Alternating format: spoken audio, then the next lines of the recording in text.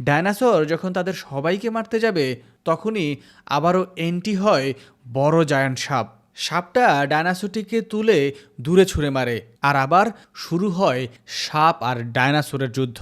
এরা দুইজনই হয়তো পৃথিবীতে বেঁচে থাকা নিজ নিজ প্রজাতির সবচেয়ে শক্তিশালী প্রাণী, তাই তাদের মধ্যে হাড্ডাহাড্ডি লড়াই চলছিল। কেউ কারো থেকে কোনো অংশেই কম ছিল না। ডায়নোসরটা সাপটার লেজ ধরে সাপটাকে একটা পাথরের সাথে আঘাত করে। সাপ যেহেতু আগে থেকে আঘাতপ্রাপ্ত ছিল, আর এবারের আঘাতে সে আরো বেশি ঘায়েল হয়ে পড়ে। এসব দেখে কোইয়ের মা সাপটিকে সাহায্য করার জন্য সিদ্ধান্ত নেয়, কেননা ওই জায়ান্ট সাপটা অনেকবার তাদের প্রাণ বাঁচিয়েছে।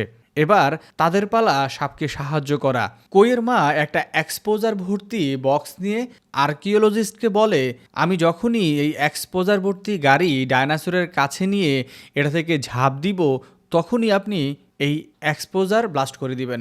সব কিছু প্ল্যান মতোই হয়। কোইয়ের মা এক্সপোজার ভর্তি গাড়ি নিয়ে ডায়নোসরের সামনে রেখে ঝাঁপ দেয়, তবে আর্কিওলজিস্ট এক্সপোজার ব্লাস্ট করতে গিয়ে দেখে রিমোট কাজ করছে না। এসব দেখে ড্রাইভার একটা মশালে আগুন ধরিয়ে দেয়, এক্সপোজারের দিকে ছুটে যায় এক্সপোজার ব্লাস্ট করার জন্য।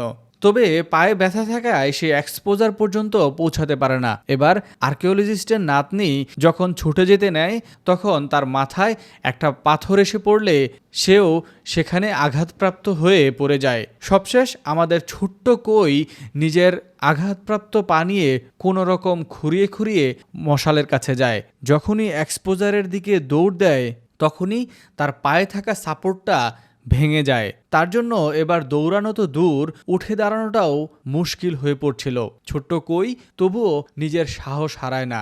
সে তার ভাঙা পা নিয়েই উঠে দাঁড়ায় আর আগুন নিয়ে ছুটে যায় এক্সপোজারের দিকে।